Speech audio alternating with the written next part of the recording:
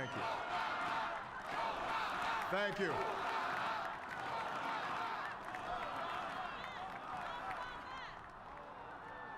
My fellow citizens,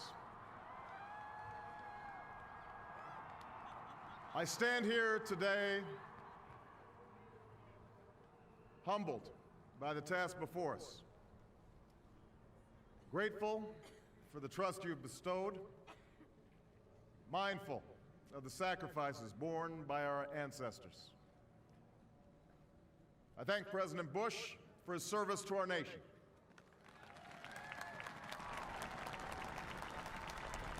As well as the generosity and cooperation he has shown throughout this transition. 44 Americans have now taken the presidential oath. The words have been spoken during rising tides of prosperity and the still waters of peace. Yet, every so often, the oath is taken amidst gathering clouds and raging storms.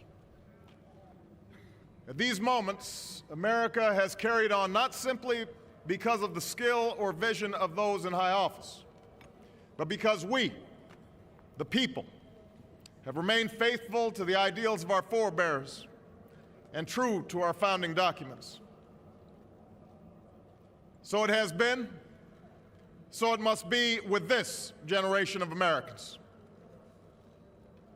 That we are in the midst of crisis is now well understood.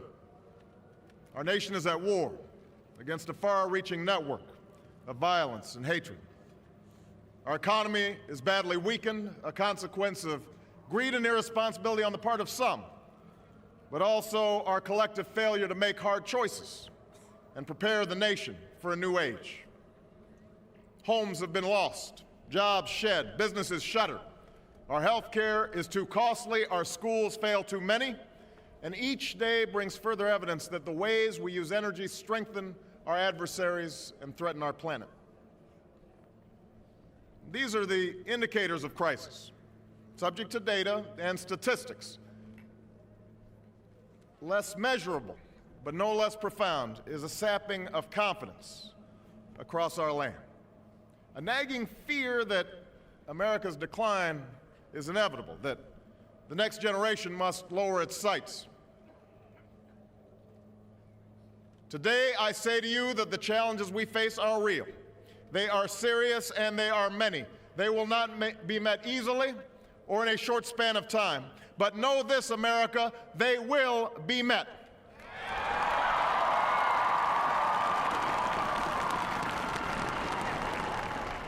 On this day, we gather because we have chosen hope over fear, unity of purpose over conflict and discord.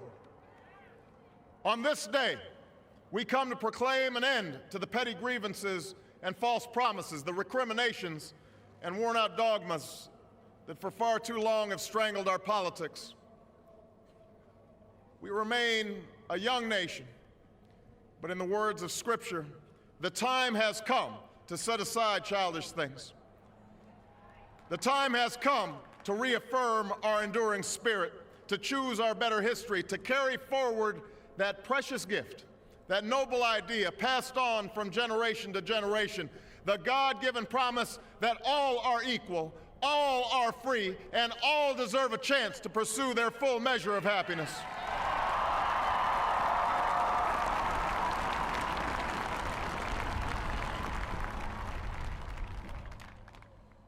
In reaffirming the greatness of our nation, we understand that greatness is never a given.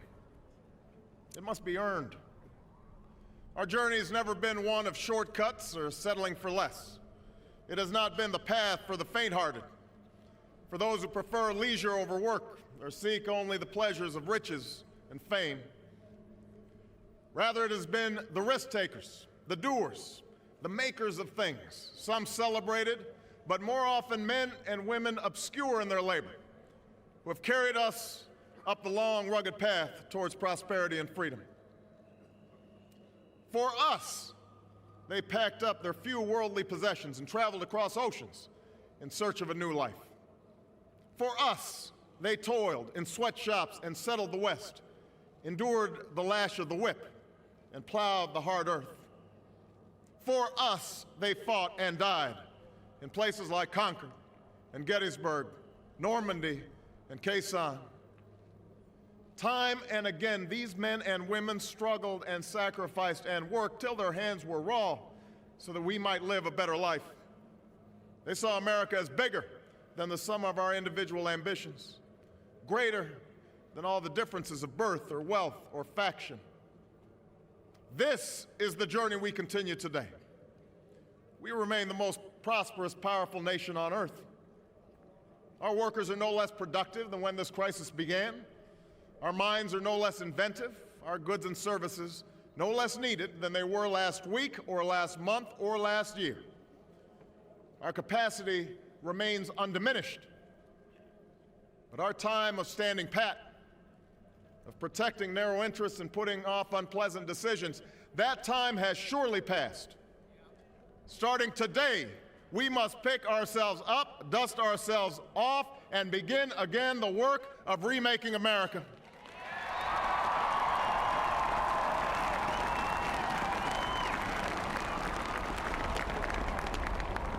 For everywhere we look, there is work to be done. The state of our economy calls for action, bold and swift, and we will act, not only to create new jobs, but to lay a new foundation for growth. We will build the roads and bridges, the electric grids and digital lines that feed our commerce and bind us together. We will restore science to its rightful place and wield technology's wonders to raise healthcare's quality and lower its cost. We will harness the sun and the winds and the soil to fuel our cars and run our factories, and we will transform our schools and colleges and universities to meet the demands of a new age. All this we can do. All this we will do.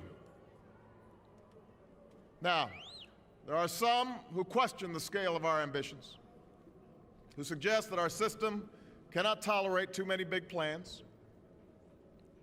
Their memories are short, for they have forgotten what this country has already done, what free men and women can achieve when imagination is joined to common purpose and necessity to courage.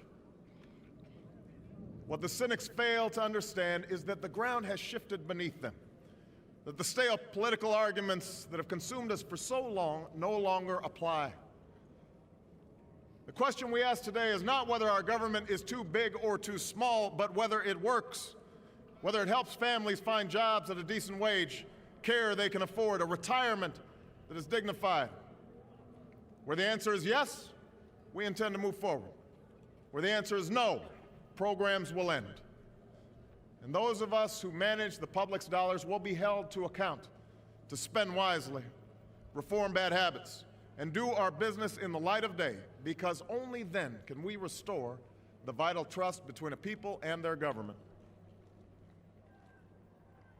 Nor is the question before us whether the market is a force for good or ill.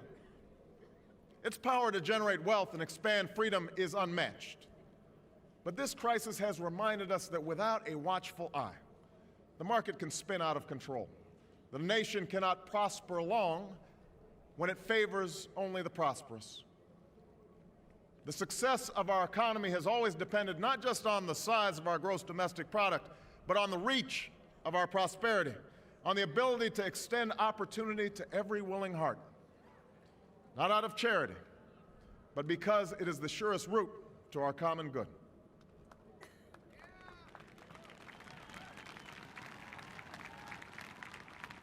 As for our common defense, we reject as false the choice between our safety and our ideals.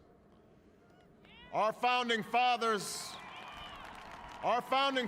faced with perils that we can scarcely imagine, drafted a charter to assure the rule of law and the rights of man, a charter expanded by the blood of generations. Those ideals still light the world, and we will not give them up for expedience' sake. And so, to all the other peoples and governments who are watching today, from the grandest capitals to the small village where my father was born, Know that America is a friend of each nation and every man, woman, and child who seeks a future of peace and dignity, and we are ready to lead once more.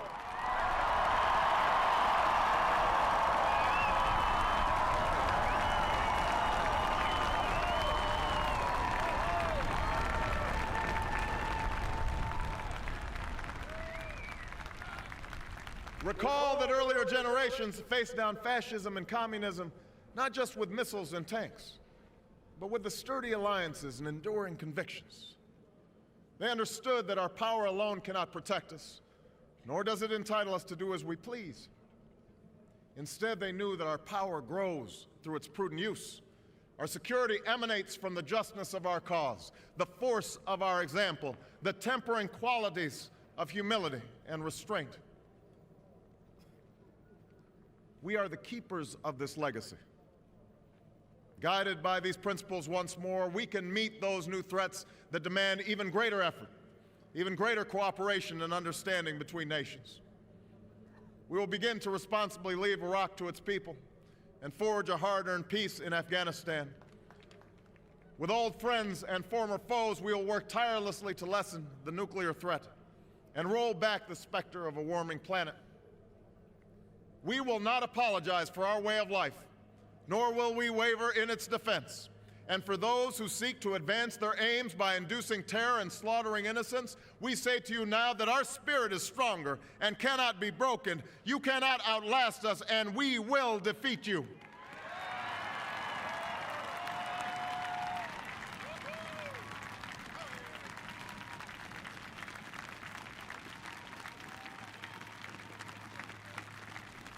For we know that our patchwork heritage is a strength, not a weakness. We are a nation of Christians and Muslims, Jews and Hindus, and non-believers.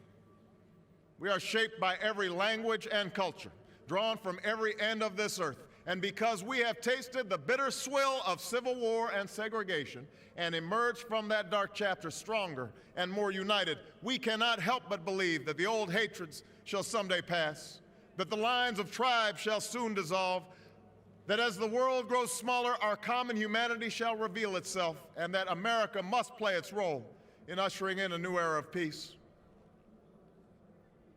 To the Muslim world, we seek a new way forward based on mutual interest and mutual respect.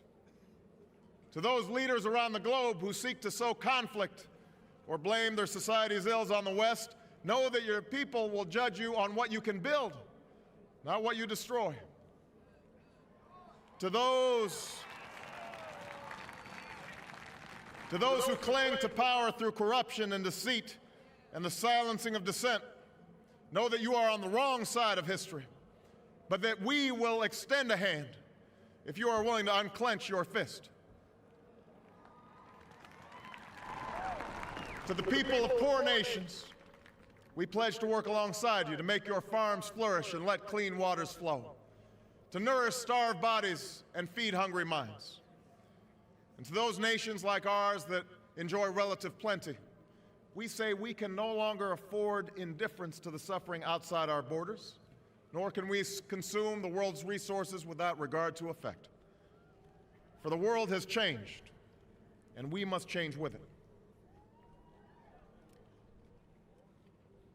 As we consider the road that unfolds before us, we will remember with humble gratitude those brave Americans who, at this very hour, patrol far-off deserts and distant mountains. They have something to tell us, just as the fallen heroes who lie in Arlington whisper through the ages. We honor them not only because they are the guardians of our liberty, but because they embody the spirit of service, a willingness to find meaning in something greater than themselves. And yet, at this moment, a moment that will define a generation, it is precisely this spirit that must inhabit us all. For as much as government can do and must do, it is ultimately the faith and determination of the American people upon which this nation relies. It is the kindness to take in a stranger when the levees break, the selflessness of workers who would rather cut their hours than see a friend lose their job, which sees us through our darkest hours. It is the firefighter's courage to storm a stairway filled with smoke, but also a parent's willingness to nurture a child that finally decides our fate. Our challenges may be new. The instruments with which we meet them may be new. But those values upon which our success depends, honesty and hard work, courage and fair play, tolerance and curiosity, loyalty and patriotism, these things are old. These things are true. They have been the quiet force of progress throughout our history. What is demanded then is a return to these truths. What is required of us now is a new era of responsibility, a recognition on the part of every American that we have duties to ourselves, our nation, and the world, duties that we do not grudgingly accept, but rather seize gladly, firm in the knowledge that there is nothing so satisfying to the spirit, so defining of our character, than giving our all to a difficult task. This is the price and the promise of citizenship. This is the source of our confidence, the knowledge that God calls on us to shape an uncertain destiny. This is the meaning of our liberty and our creed, why men and women and children of every race and every faith can join in celebration across this magnificent mall, and why a man whose father less than 60 years ago might not have been served at a local restaurant can now stand before you to take a most sacred oath.